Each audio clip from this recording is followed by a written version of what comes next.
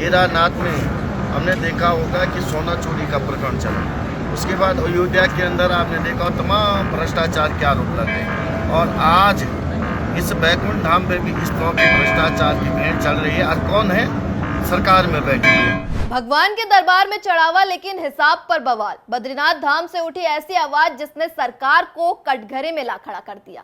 आखिर श्रद्धालुओं की आस्था का पैसा कहां जा रहा है? क्या भगवान के नाम पर चढ़ने वाली हर एक पाई का सही हिसाब है या फिर सवाल पूछने वालों को सिर्फ आश्वासन ही मिलता रहेगा? उत्तराखंड की राजनीति में अब यही सबसे बड़ा मुद्दा बनता जा रहा है। उत्तराखंड के विश्व प्रसिद्ध बद्रीनाथ धाम में श्रद्धालुओं द्वारा चढ़ाए जाने वाले चढ़ावे को लेकर अब सियासत अपने चरम पर पहुंच गई है। कांग्रेस विधायक लखपत सिंह बुटोला ने सरकार और बद्री केदार मंदिर समिति यानी बीकेटीसी के खिलाफ मोर्चा खोलते हुए आमरण अनशन शुरू कर दिया है। उनका आरोप है कि करोड़ों श्रद्धालुओं की आस्था से जुड़े चढ़ावे के प्रबंधन में पारदर्शिता का अभाव है और सरकार लगातार इस मुद्दे से बचती रही है। विधायक का कहना है कि मंदिर में हर साल करोड़ों रुपए का चढ़ावा आता है, लेकिन आखिर इस धनराशि का उपयोग कैसे हो रहा है उसका स्पष्ट और सार्वजनिक हिसाब क्यों नहीं दिया जा रहा। उनका आरोप है कि कई बार इस विषय को विधानसभा से लेकर संबंधित अधिकारियों के सामने उठाया गया, लेकिन हर बार जवाब देने के बजाय मामले को टाल दिया गया।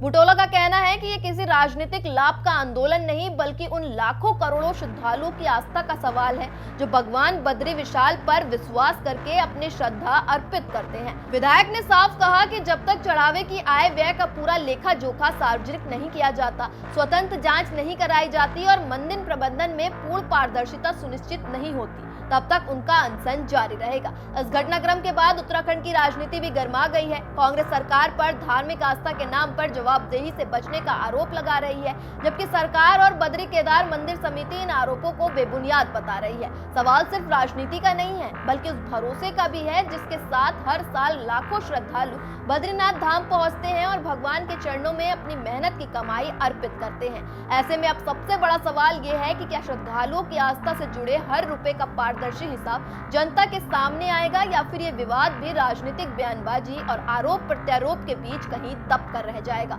आने वाले दिनों में यह मामला सिर्फ मंदिर प्रबंधन तक सीमित नहीं रहेगा बल्कि उत्तराखंड की राजनीति और सरकार की जवाबदेही की बड़ी परीक्षा बन सकता है।